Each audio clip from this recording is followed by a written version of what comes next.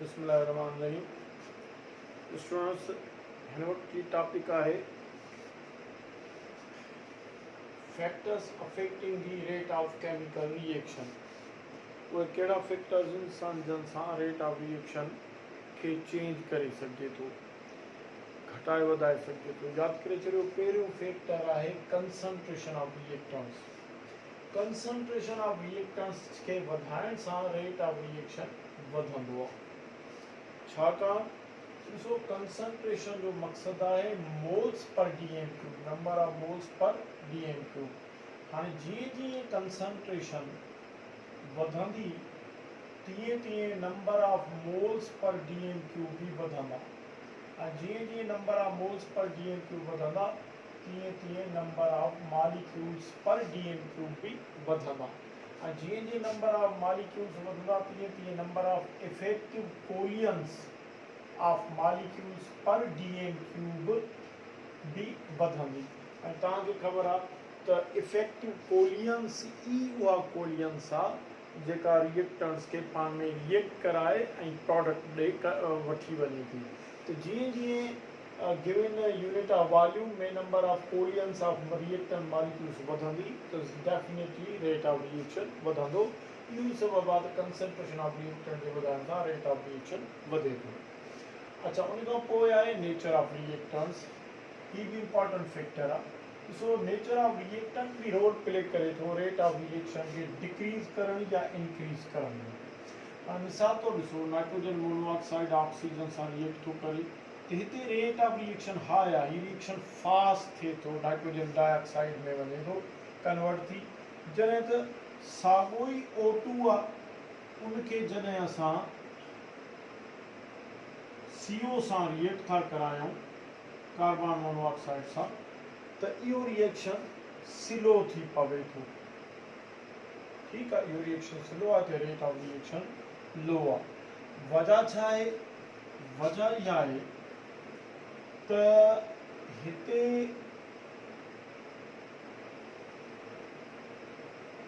एनो जेको आहे, एनो वो ऑक्सीजन सां रिएक्ट करण लाइ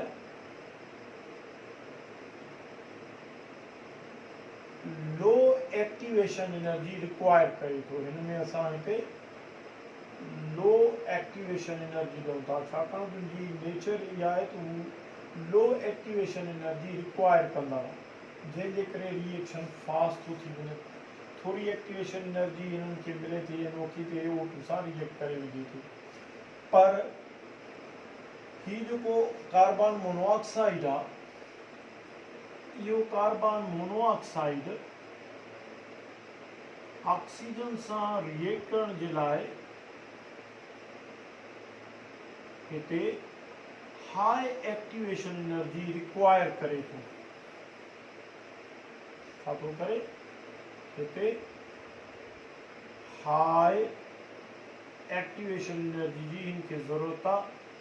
Until unless high activation energies are not provided, reaction cannot be proceeded.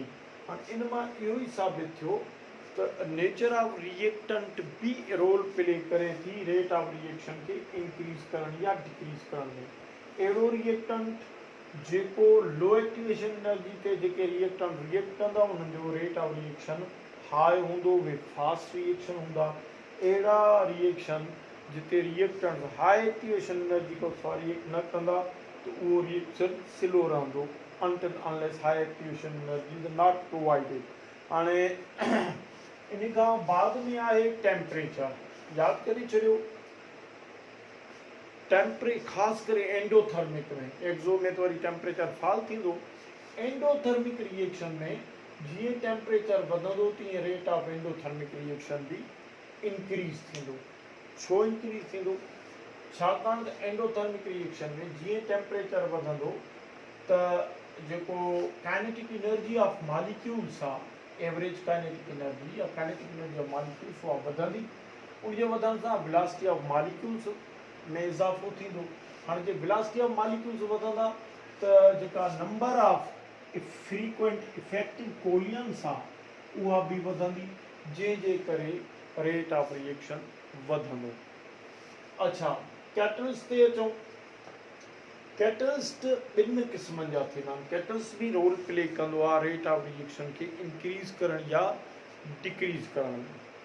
यादि करे छॾियो कैटलिस्ट बि ॿिनि क़िस्मनि जा थींदा आहिनि। हिकिड़ो थींदो आहे पॉज़िटिव कैटलिस्ट, ॿियो थींदो आहे नेगेटिव कैटलिस्ट। पॉज़िटिव कैटलिस्ट खे असां प्रोमोटर बि सॾींदा आहियूं, नेगेटिव कैटलिस्ट खे इनहेबिटर बि सॾींदा आहियूं। हाणे पॉज़िटिव कैटलिस्ट छा हूंदो आहे? It increases the rate of reaction by lowering the activation energy.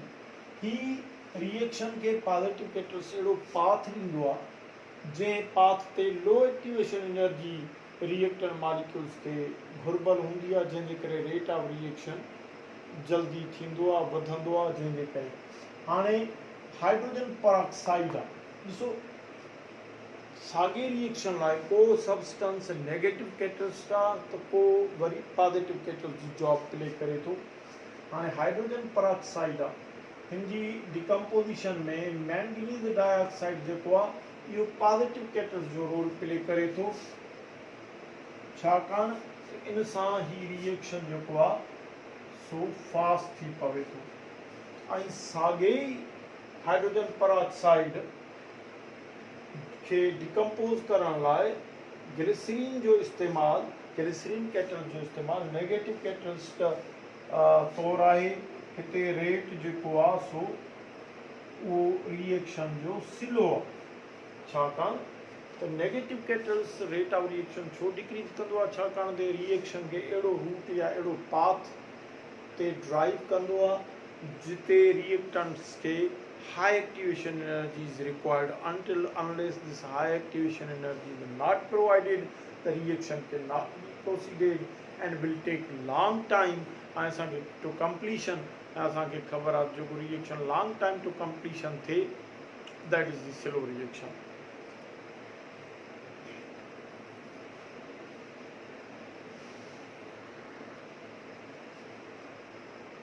Dear students, positive ऐं नेगेटिव कैटलिस्ट जी ॻाल्हि पई थी हले त पोइ यादि करे छॾियो हिन जो MCQ मूंखे एग्ज़ैक्ट त यादि कोन्हे। गुज़िरियल 2-3 सालनि में पोइते वञो, 3-4 सालनि में जेकॾहिं बैक वञो, उन्हनि में मूंखे जेको सम्झ में अचे थो त हिननि मां MCQ त आयो आहे, डेफिनेटली हिननि मां हिकिड़ो MCQ आयो आहे, हाणे मूंखे ईयर एग्ज़ैक्ट यादि नथो अचे। उन में इहो आयो आहे त भई ॿुधायो त हिन रिएक्शन जे लाइ फिलां कैटलिस्ट जी मौजूदगी पॉजिटिव कैटलिस्ट जो रोल प्ले कंदी या नेगेटिव कैटलिस्ट जो रोल प्ले कंदी। इहो तव्हां किताब जे पेज नंबर 240 ते ॾिसो। ही तव्हांखे हिकिड़ी टेबल ॾिए थो, इन में इहे शयूं ॾिए थो त कहिड़ी रिएक्शन जे लाइ कहिड़ो कैटलिस्ट पॉजिटिव कैटलिस्ट या प्रोमोटर आहे ऐं कहिड़े रिएक्शन में नेगेटिव कैटलिस्ट या इनहेबिटर। हाणे डिकम्पोजिशन ऑफ लाफिंग गैस आहे नाइट्रोजन ऐं ऑक्सीजन में, ॾिसो ही MCQ अची चुको आहे। in the decomposition of laughing gas, traces of chlorine act as option A positive catalyst, B negative catalyst,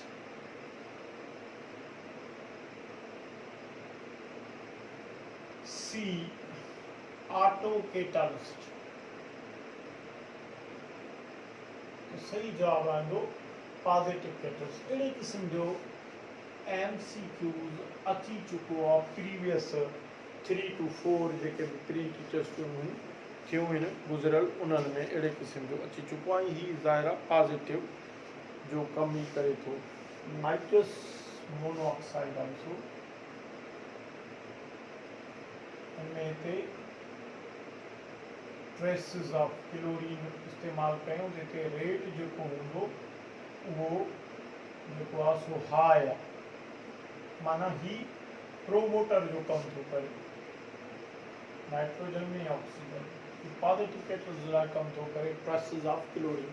त चवण जो मक़सदु आहे कि जो 240 पे ते टेबल ॾियनि था त कहिड़े रिएक्शन लाइ केरु पॉज़िटिव आहे केरु नेगेटिव आहे इहे शयूं तव्हां यादि करे छॾियो। अच्छा, इन खां पोइ कैटलिस्ट जी ॻाल्हि हले थी त पोइ असां चऊं हिकिड़ो त आहे पॉज़िटिव कैटलिस्ट, ॿियो नेगेटिव कैटलिस्ट, हीअ त तव्हां सम्झी चुका हूंदव। ॿियो कैटलिस्ट थींदो आहे जंहिंखे असां चवंदा आहियूं ऑटो कैटलिस्ट। ही ऑटो कैटलाइज्ड रिएक्शन में हूंदो आहे। इट इज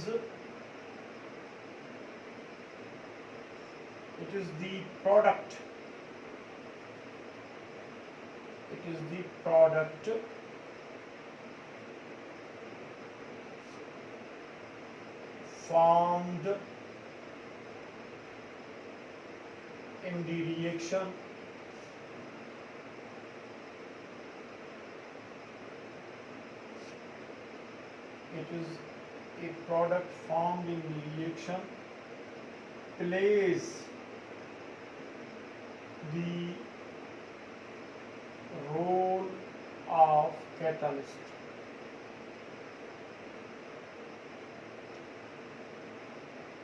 इन रिएक्शन के असां चवंदा आहियूं auto catalysed reaction. Auto catalysed reaction में ऑटो कैटलिस्ट थींदो आहे। मिसाल तौर जीअं असां हिकिड़ो एग्जाम्पल वठूं था,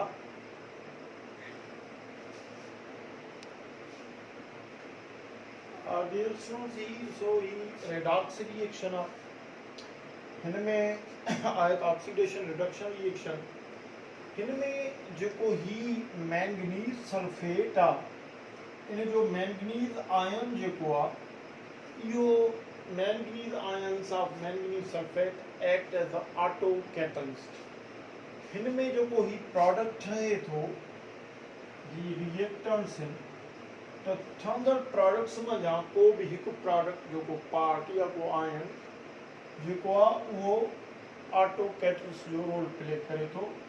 अहिड़े रिएक्शन जो रेट ऑफ रिएक्शन शुरू में त बिगिनिंग में त स्लो हूंदो आहे, पर पोइ फास्ट थींदो आहे जीअं जीअं ऑटो कैटलिस्ट जी कंसंट्रेशन ठहंदी वञे थी। हाणे तव्हां सोचींदव सर रिएक्शन थियो ई न आहे, प्रोडक्ट ठहियो ई कोन्हे, त ऑटो कैटलिस्ट कीअं पैदा थींदो? यादि करे छॾियो, कोनिकल फ्लास्क में असां थोरो already prepared manganese sulphate add कंदासीं, त उनजा मैंगनीज आयन्स हिन खे ऑटो कैटलाइज़ कंदा ऐं नतीजे में ही manganese sulphate CO2 water potassium sulphate ठाहींदो वेंदो। पोइ जीअं जीअं मैंगनीज सल्फेट ठहंदो वेंदो त मैंगनीज आयन जी कंसंट्रेशन वधंदी ऐं रेट ऑफ रिएक्शन बि फास्ट थींदो। त बराबरि अहिड़ो रिएक्शन जंहिंमें सम पार्ट ऑफ प्रोडक्ट या कोई any product plays the role of catalyst, that reaction is the auto catalyzed reaction, and such catalyst is called auto catalyst। इन खां पोइ जेको नेक्स्ट फैक्टर आहे जेको रोल प्ले करे थो रेट ऑफ रिएक्शन ते, उहो आहे सरफेस एरिया ऑफ रिएक्टेंट्स। यादि करे छॾियो, तव्हांखे ही MCQs बि ॾेई सघे थो, तव्हांखे ॾेई सघे थो त हिन रिएक्शन में कैटलिस्ट जो रोल प्ले केरु थो करे। यादि करे छॾियो, ही ऑटो कैटलाइज्ड रिएक्शन आहे, हिन में मैंगनीज सल्फेट जो मैंगनीज आयन ही रोल प्ले करे थो, पर ऑटो कैटलिस्ट जो। या तव्हां पुछी सघनि था this redox reaction is an example of auto catalysed reaction या सिंपल रिएक्शन, या कुझु बि ॾेई सघनि था। इहे शयूं तव्हांजे ज़हन में रखणु खपनि। अच्छा, इन खां पोइ असां चऊं था सरफेस एरिया ऑफ रिएक्टेंट्स ते जेको पंजो फैक्टर आहे जेको रेट ऑफ रिएक्शन खे वधाए थो, उहो आहे सरफेस एरिया ऑफ रिएक्टेंट्स। यादि करे छॾियो, इन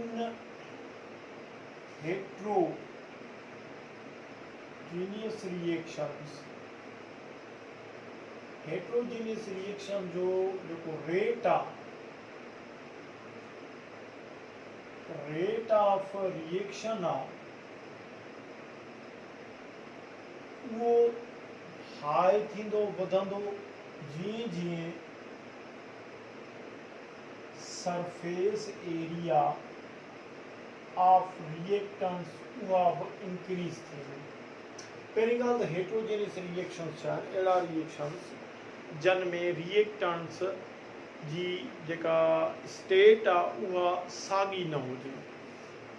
हाणे मिसाल तौरु ॾिसो, हिते जेकॾहिं असां पीसिस ऑफ किताब वारो खुले मार्बल चिप्स खणूं, यानी कि केमिस्ट्री में ही मार्बल चिप्स छा आहे, कैल्शियम कार्बोनेट आहे।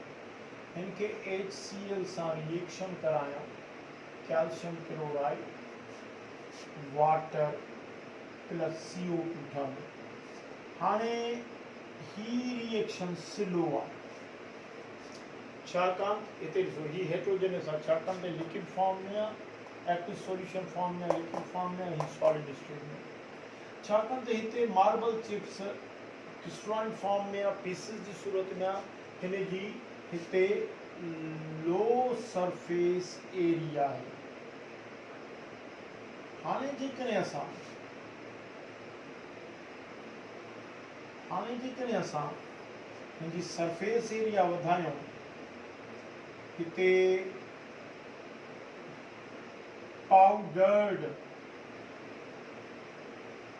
पाउडर्ड फॉर्म खणूं कैल्शियम कार्बोनेट जो, यानी कि मार्बल चिप्स जो, तो पाउडर फॉर्म में ज़ाहिर आहे सब जा सब मालिक्यूल्स पंहिंजी सरफेस एरिया वधाइनि था। तो हिते हाणे जेकॾहिं असां HCl सां रिएक्शन करायूं त हाणे ही फास्ट रिएक्शन थींदो, जो रेट वधंदो। ऐं त हिते छा थियो, हिते लार्ज सरफेस एरिया थी वई कैल्शियम कार्बोनेट जी। तो यादि करे छॾियो, ॾिसो सरफेस एरिया वधाईसीं हेट्रोजेनियस रिएक्शन में त रेट ऑफ रिएक्शन तेज़ थियो, रिएक्शन फास्ट थियो। सरफेस एरिया घटाईसीं त रेट ऑफ रिएक्शन स्लो थियो, रिएक्शन जो रेट घटियो, छाकाणि सरफेस एरिया वधाइण सां रेट ऑफ रिएक्शन वधंदो आहे। अच्छा, रुगो ही सरफेस एरिया जे वधाइण सां केमिकल रिएक्शन जो रेट नथो वधे, पर कुछ फिजिकल प्रोसेसिस भी आहिनि जेके सरफेस एरिया वधाइण सां, सरफेस एरिया ऑफ लिक्विड जे वधाइण सां उन्हनि जा रेट भी फास्ट थींदा आहिनि। सरफेस एरिया जे वधाइण सां मिसाल तौरु ॾिसो,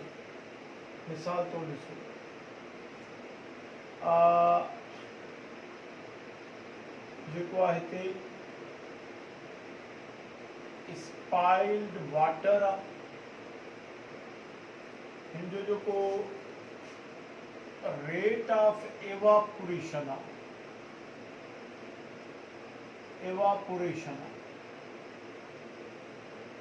उहो हाई आहे। पर जेकॾहिं असां same amount of water in a glass रखूं, हिते जो रेट ऑफ evaporation लो आहे, छाकाणि त गिलास में हिते जेका आहे सा लो सरफेस एरिया आहे वाटर जी। There is spilled water on the floor,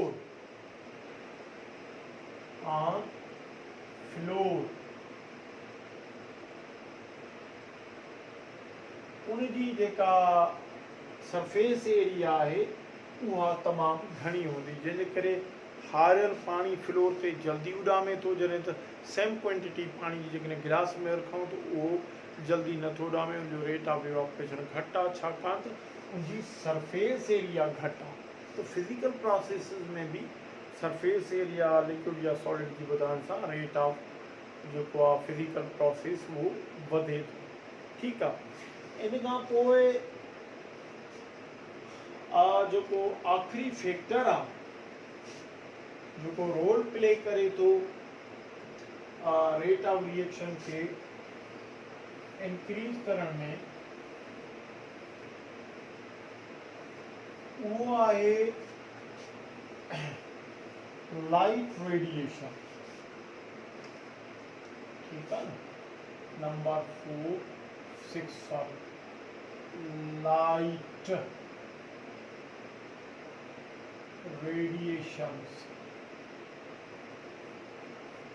याद करे छो स्पेशली हिकिड़ो क्लास ऑफ केमिकल रिएक्शंस आहे जेके असां चवंदा आहियूं फोटोकेमिकल रिएक्शंस। ठीक आहे। इन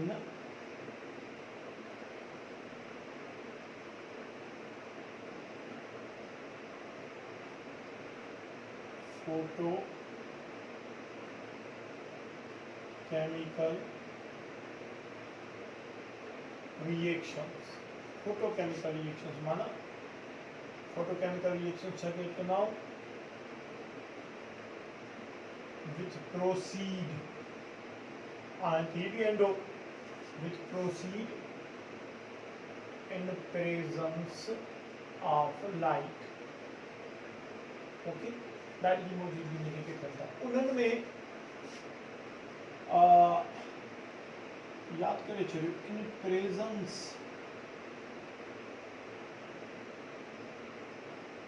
of light radiations rate of reaction जेको आहे उहो वधंदो। मिसाल तौर ॾिसो हाइड्रोजन के क्लोरीन सां रिएक्शन करायो, जेकॾहिं लाइट रेडिएशन हूंदी रिएक्शन फास्ट थींदो। अल्केन्स जी हेलोजेनेशन ॾिसो उहा बि सनलाइट जी मौजूदगी में थिए थी। ओके, अहिड़े नमूने सां फोटोकेमिकल रिएक्शन जीअं आहे कार्बोहाइड्रेट जो प्लांट्स में या ग्लूकोज जो ठहण, ये भी लाइट की मौजूदगी में थिए थो। तो हिननि में रेट ऑफ रिएक्शन तॾहिं थिए थो वधे थो जॾहिं लाइट जी सनलाइट जी मौजूदगी हूंदी। छो आहे? छाकाणि तव्हांखे ख़बर आहे त लाइट रेडिएशंस हिकिड़ो एनर्जी फॉर्म आहे, एनर्जी पैकेट आहे। ठीक है। तेनी माना it provides necessary required activation energy. So सभी रिएक्शन के एक्टिवेशन एनर्जी जरूरी ना है कि हीट की सूरत में खपे। कन रिएक्शंस के एक्टिवेशन एनर्जी रिएक्टेंट्स के खपे, पर लाइट जी एक्टिवेशन एनर्जी खपे, लाइट वाली सूरत में खपे। ठीक है। तो लाइट जॾहिं जीअं रेडिएशन उन ते पवे थी उन्हनि खे उहा रिक्वायर्ड एक्टिवेशन एनर्जी सप्लाई थिए थी ऐं उन जो रिएक्शन थी पवे थो। याद करे छॾियो ही फोटोकेमिकल रिएक्शन उहो रिएक्शन आहे जेको लॉ ऑफ मास एक्शन के डिसोबे करे थो, ओबे नथो करे। छाकाणि त ॾिसो लॉ ऑफ मास एक्शन असांखे ॿुधाए पियो, लॉ ऑफ मास एक्शन असांखे छा पियो ॿुधाए त rate of reaction is directly proportional to concentration of reactants. Okay ॿुधाए त जीअं रिएक्टेंट जी कंसंट्रेशन वधाईंदो तीअं रेट वधंदो। पर फोटोकेमिकल रिएक्शन में इहा शइ नथी थिए। छो? तव्हां केतिरी बि कंसंट्रेशन CO2 जी वाटर जी वधायो या केतिरी बि मीथेन क्लोरीन जी वधायो, पर ही रिएक्शन न थींदा जेकॾहिं लाइट एब्सेंट थींदी, यानी कि फोटोकेमिकल रिएक्शन न थींदो। पंहिंजी माना तो फोटोकेमिकल रिएक्शन जो रेट जेको आहे उहो कंसंट्रेशन ऑफ रिएक्टेंट जे बजाय प्रेजेंस ऑफ लाइट ते डिपेंड करे थो। त इन हिसाब सां ही लॉ ऑफ मास एक्शन खे डिसोबे कनि था ऐं हिननि जो तालुक ज़ीरो ऑर्डर रिएक्शन सां आहे, ज़ीरो ऑर्डर रिएक्शन सां, छाकाणि त dx अपॉन dt जेका आहे उहा डायरेक्टली रिलेटेड आहे प्रेजेंस ऑफ लाइट ते। हाणे रिएक्टेंट्स जी कंसंट्रेशन इन्वॉल्व ई कोन थी थिए त पोइ असां हिते कंसंट्रेशन जो पावर बि कंहिंजो जोड़ नथा करे सघूं, जंहिंजे करे जो ऑर्डर बि ज़ीरो ऑर्डर थींदो। त सभई फोटोकेमिकल रिएक्शन या सभई रिएक्शन जेके लाइट जी मौजूदगी में थियनि था इन्हनि जो तालुक ज़ीरो ऑर्डर सां आहे ऐं इहे लॉ ऑफ मास एक्शन खे डिसोबे कनि था, जंहिंमें चयो आहे त rate of reaction is directly proportional to the concentration of the reactant. हाणे जेके तव्हांखे MCQs में ॾे त which reaction does not obey the law of mass action, photochemical reaction. Which chemical reaction always belongs to zero order reaction, वरी बि photochemical reaction. त ही उहे फैक्टर्स हुया जंहिंजे मौजूदगी सां या जंहिंजे करे रेट ऑफ रिएक्शन में मॉडिफिकेशन थी सघे थी, चेंज थी सघे थो, रेट वधी बि सघे थो, घटि बि सघे थो। ठीकु आहे, ऐं मां सम्झां थो त तव्हां हिन टॉपिक्स खे चङी तरह सम्झो हूंदो।